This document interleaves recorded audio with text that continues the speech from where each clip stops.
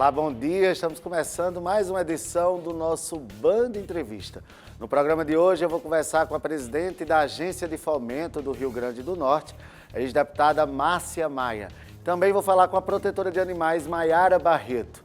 O Band Entrevista está no ar.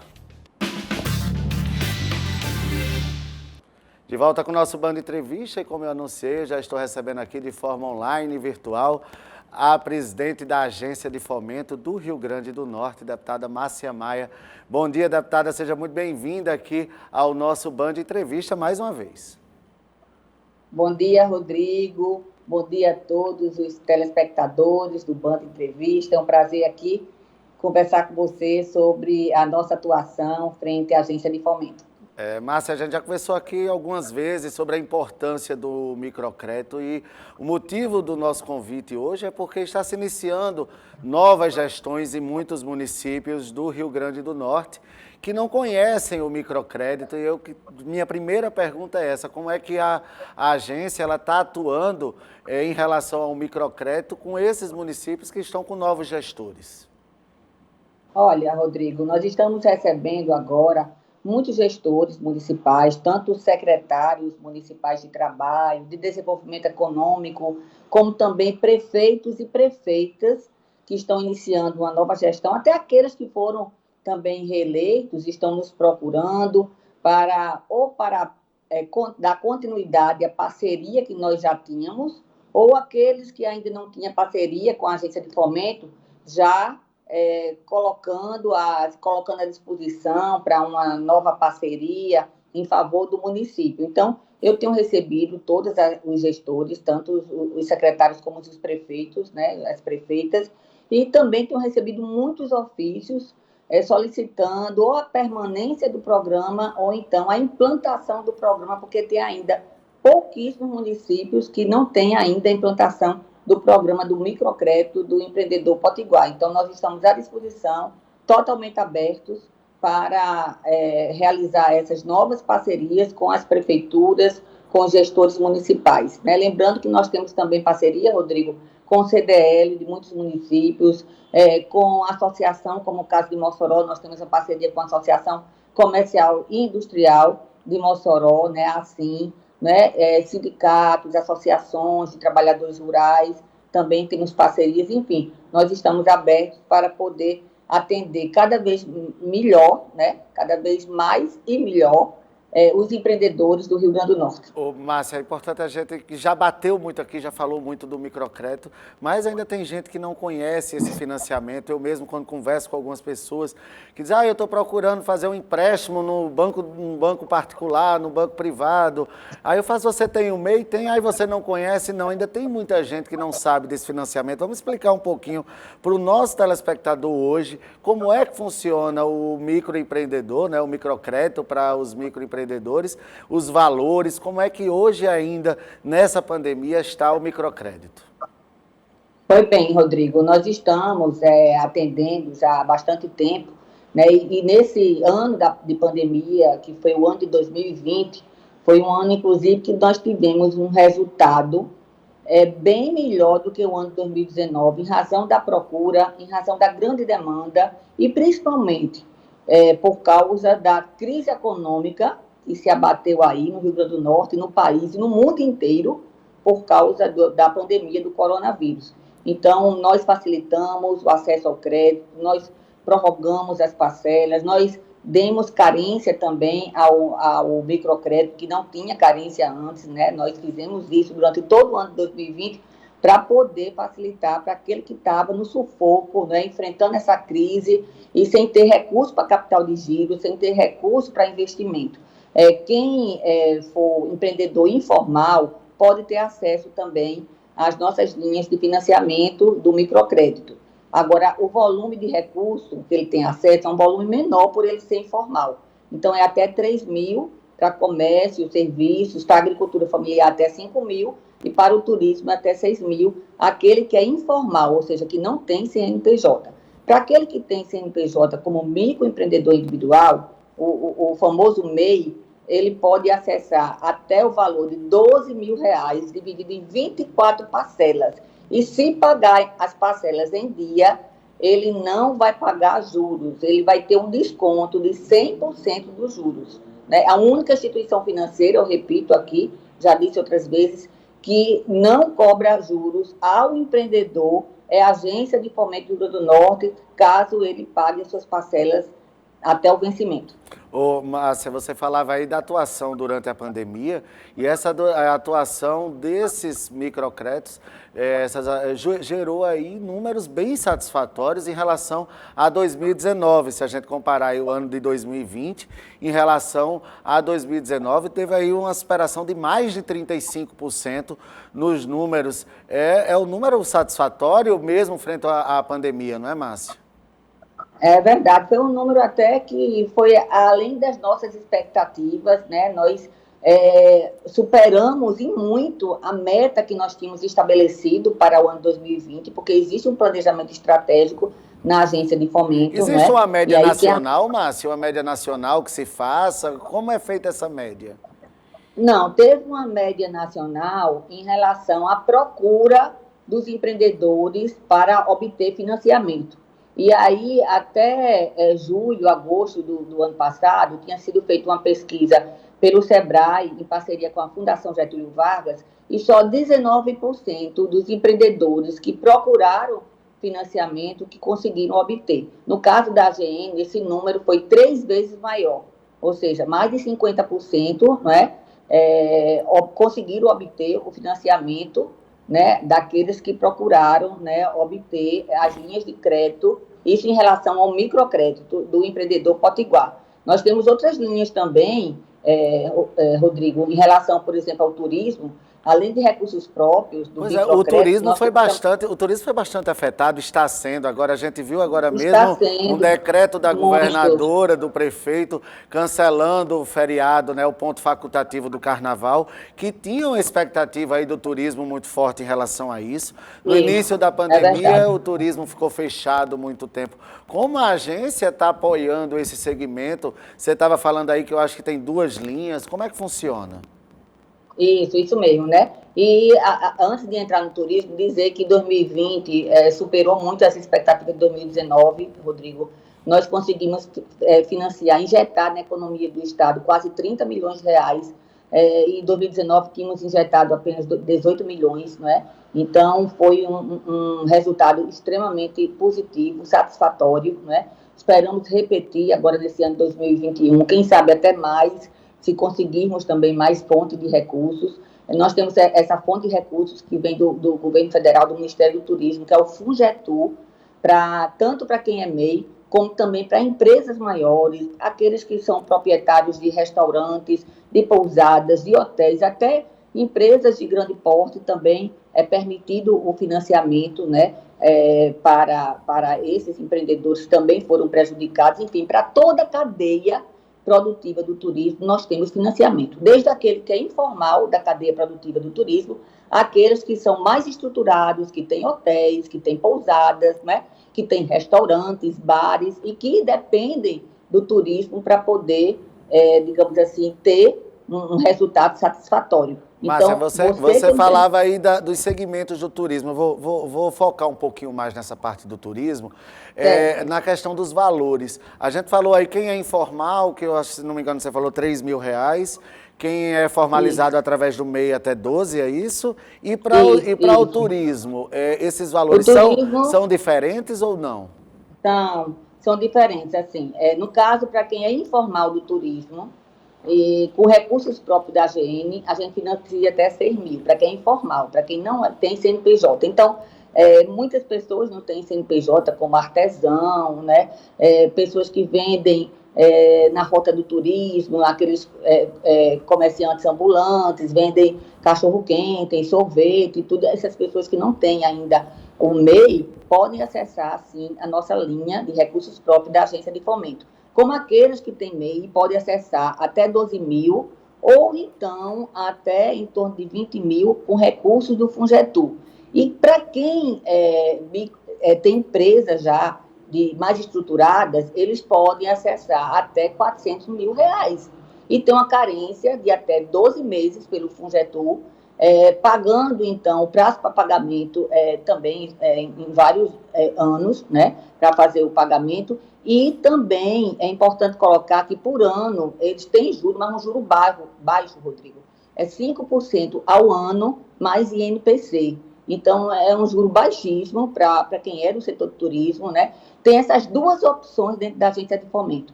A agência de fomento é a única instituição que está operando recursos do FUNGETUR, que são recursos do Ministério do Turismo, repetindo. E você que é empreendedor do turismo, você que é empresário do setor do turismo, pode procurar a agência de fomento, né? Nós temos lá o telefone 3232-1570, né, da nossa central. Nós temos o telefone para microcrédito 9607-1360, para atender ao microempreendedor de um modo geral, não só do turismo, mas de um modo geral também, né, o 9607-1360, que inclusive é também o WhatsApp, né, atendimento online. Nós temos o site, nós temos a própria agência, a sede da agência, que está com atendimento presencial ali na Rua Seridó, 466, Petrópolis, né? E temos o nosso site, né, agnrn.com.br, que tem todos os telefones, todos os WhatsApp, né, todas as informações que vocês queiram saber, podem acessar também pelo site ou ir presencialmente na agência de fomento. Ô, Márcia, e para os municípios do estado, a gente está aqui pela Band Nordeste para os 167 municípios do Rio Grande do Norte. E quem está lá em Pau dos Ferros, na região oeste, ou está ali em Jardim do Seridó, no Seridó, está ali em Poço Branco, no Mato Grande, está nessas diversas cidades. Como é que a agência chega a esses municípios hoje com esse microcrédito? Olha, Rodrigo, como eu falei inicialmente na nossa entrevista, nós temos uma parceria formalizada em cada município desse do estado, seja com a prefeitura, seja com o CDL, seja com a associação, enfim, com qualquer instituição que tenha, digamos assim, já um know-how nessa área, que tenha condições, não é, de fazer a parte da captação dos empreendedores para encaminhar para a agência de fomento. Mas dizer a vocês do interior que nós temos ido até onde o empreendedor está. Por exemplo, nós temos ido a Mossoró, nós temos ido a Pau dos Ferros, nós temos ido a Areia Branca, a Tibau, a Açu, a Pendências, ao Mato Grande, a todas as regiões do estado. O processo começa com os parceiros, Rodrigo, mas na hora de assinar os contratos e ter a liberação do microcrédito, dos recursos, é preciso que a equipe da AGN vá até aonde o empreendedor está, porque a gente está evitando que as pessoas, esses empreendedores, tenham que se deslocar para a sede, que fica em Natal, na nossa capital, para evitar esse transtorno de deslocamento, gastos também, né?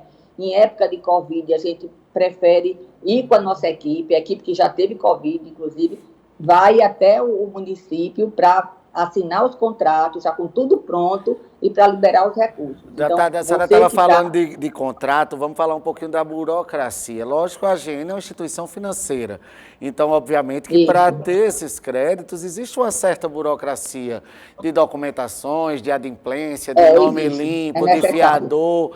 Eu queria que você falasse um pouquinho disso, para quem está nos assistindo já entender o que é necessário, para quando procurar a AGN, já saber se realmente existe a possibilidade, se ele está apto a receber esse crédito.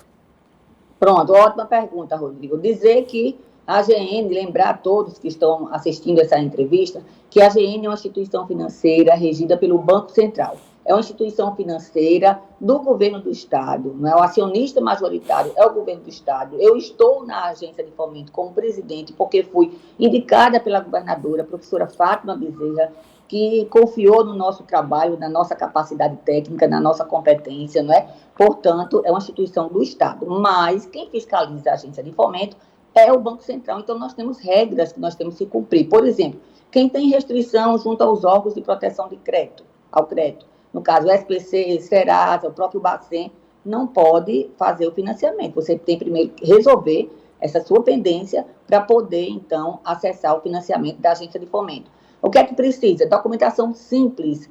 Tem regras, tem uma burocracia pequena. É fácil de acessar o microcrédito da agência de fomento. Precisa de identidade, CPF, endereço, comprovante de residência, certidão de nascimento ou de casamento, né? A foto do empreendimento. Se você é sacoleira, você vai tirar foto do material que você vende, né? Se você tem uma loja física, você vai tirar a foto da loja física para comprovar que você é empreendedor.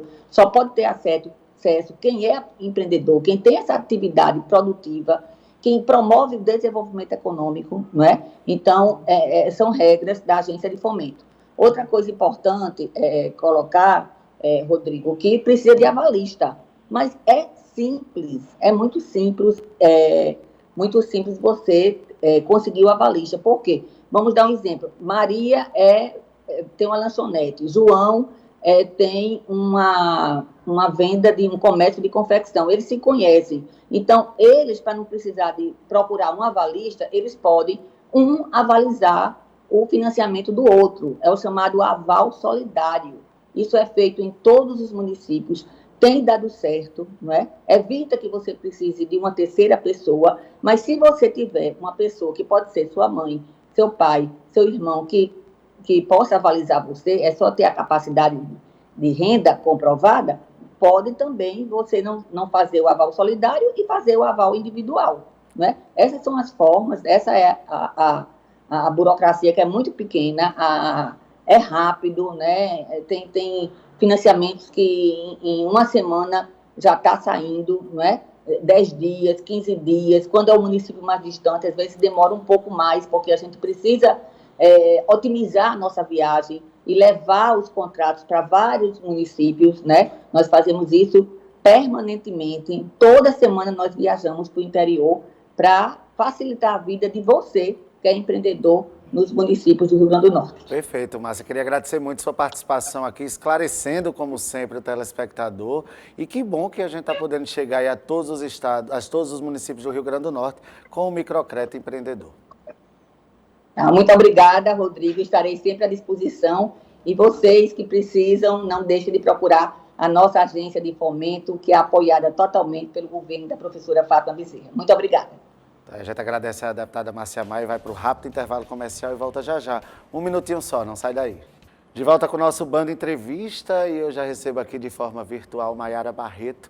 Ela que é protetora de animais, um tema que eu adoro falar aqui no programa.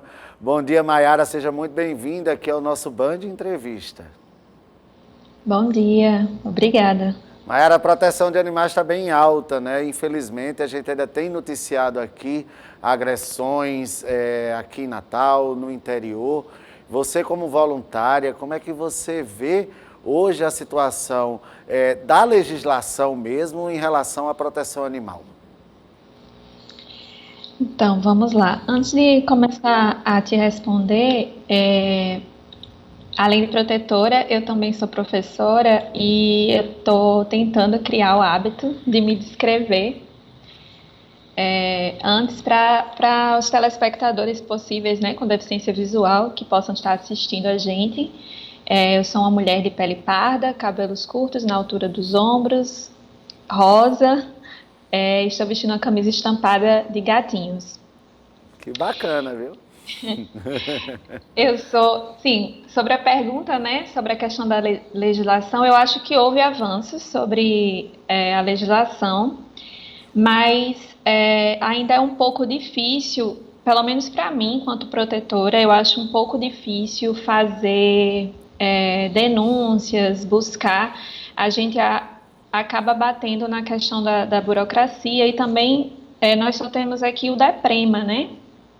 E eu acho que são muitos casos, são muitas demandas para o DEPREMA dar conta e às vezes é um pouco difícil porque você precisa ter provas e o animal também, quando é resgatado, ele tem que ir para algum lugar e geralmente são as ONGs que fazem esse trabalho de acolhimento, né, dos animais que estão em situação de vulnerabilidade. Então, existe ainda, acho que a gente precisa caminhar muito com relação às políticas públicas. A gente avançou um pouco na questão legislativa do ponto de vista punitivo, mas avançou um pouco do ponto de vista educativo, né? Eu, como professora, eu acho que a gente tem que caminhar pelas duas vias, porque também parte muito da questão da educação, né?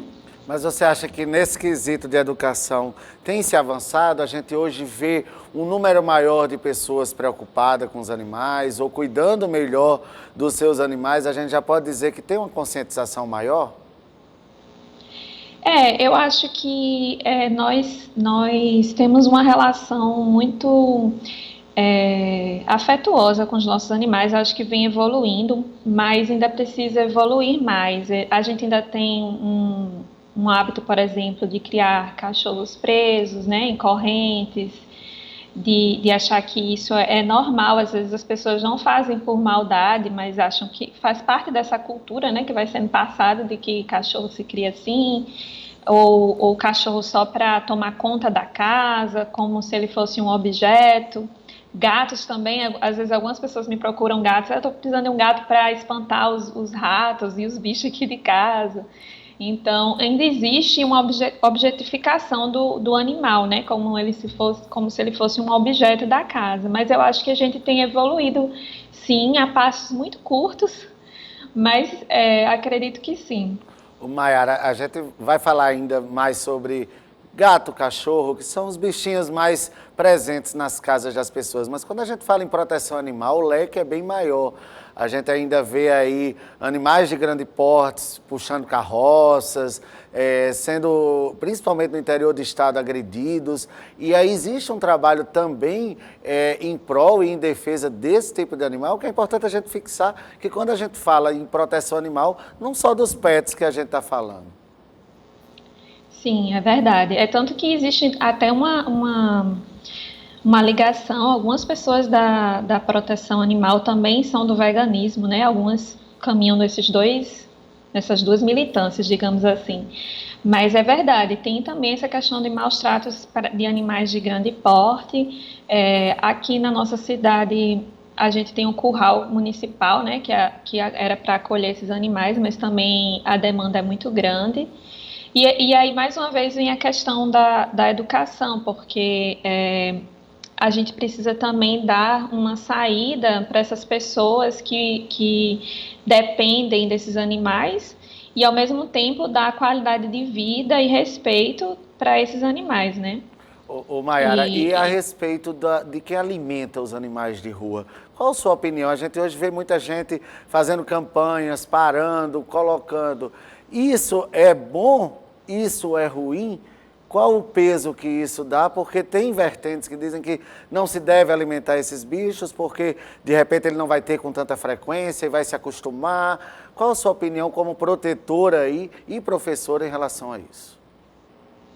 Então, em relação a isso, eu acho que existe uma criminalização muito grande da figura da protetora, e eu estou falando no feminino porque somos 90% mulheres, eu acho, como se o foco do problema fosse alimentar os animais em situação de rua, quando eu acho que o foco do problema está no abandono, na falta de políticas públicas de castração, de abrigos públicos, hospital veterinário público, acesso à castração. Pessoas de baixa renda às vezes não conseguem castrar seus animais, que acabam depois colocando esses animais em pontos que eu chamo de descartes, porque eles fazem isso mesmo com os animais.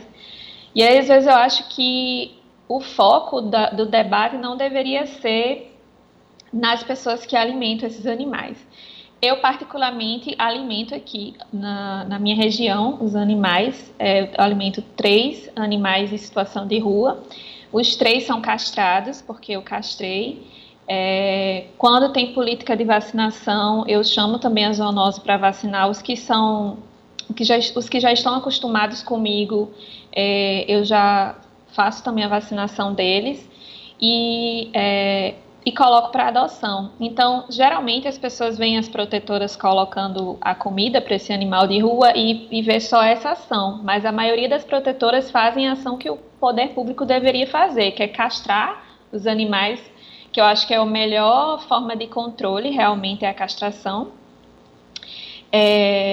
E elas também vacinam, colocam para adoção, resgatam. Se tem um gato com esporotricose, por exemplo, que é muito contamina muito, se espalha muito, às vezes elas já resgatam, já isolam esse animal, evitando que essa doença se espalhe entre outros gatos e entre o ambiente, né, já que a esporocticose é um fungo que pode viver no ambiente, na areia, nos galhos. Então, eu acho que o foco em si do debate não deveria ser na polêmica em alimentar Da alimentação, ou não. né? Eu acho que a polêmica deveria ser no abandono, na falta de e nessa políticas parte públicas. da solidariedade, da adoção, como é que a gente vê hoje essa questão da adoção de animais, se tratando aqui bem de Natal? Na minha realidade, assim, eu percebo que a adoção de gatos, geralmente eu É a resgato mais gatos, difícil, né? né? Eu acho mais difícil.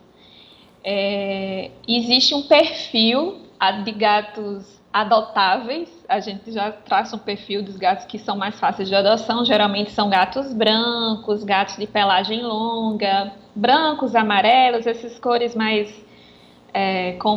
exóticas, as cores mais comuns que a gente tem aqui, que é os rajadinhos, não são tão fáceis de adoção, gatos filhotes são mais fáceis, gatos adultos já existe um preconceito maior. Eu ainda acho muito difícil, é tanto que na minha realidade aqui da minha casa eu tenho 14 animais, desses 14 foram resgates, onde eu resgatei 5, aí 4 foram, um ficou, e assim foi juntando a ponto de que eu não consigo mais fazer resgates como eu fazia antes, porque eu já tenho 14 animais aqui que são meus, são minha responsabilidade, então eu vim diminuindo o número de resgates que eu venho fazendo. A não ser que apareça assim, né? Como eu tô agora com dois gatinhos com lar temporário, porque eles apareceram aqui no muro do meu vizinho pediu ajuda. Mayara, eu queria que você deixasse aqui no finalzinho da nossa entrevista, que a gente já está com o tempo bem estourado, suas redes sociais, seus contatos, para pessoas que querem se somar a você nessa questão da adoção, da ajuda no animal, ou até mais aprofundar esse debate, possa ter um contato direto com você, abordando esse tema e ajudando, porque eu acho que hoje o que falta são pessoas mais solidárias que possam se somar nesse trabalho de proteção animal. Sim, eu estou sempre lá no Instagram, que é @adotegatinhosnatal. Meu WhatsApp, que é o 987264338. Sempre está lá também nas redes sociais. Aí lá eu sempre falo um pouquinho sobre essa temática. Tem vários destaques já que eu salvei falando um pouquinho sobre adoção. Quem quer adotar, como é que faz? Quem quer doar, como é que faz? É só acompanhar lá que lá tem mais detalhes. Tá bom, Mayara, muito obrigado pela sua participação. Nosso Band Entrevista vai ficando por aqui. A gente volta na nossa próxima edição, sempre de segunda a sexta-feira, às 6h30 da manhã, aqui na tela da Band. Eu lembro a você que se você perdeu essa ou outra edição, ela está disponível no canal da Band Natal no YouTube. Até lá!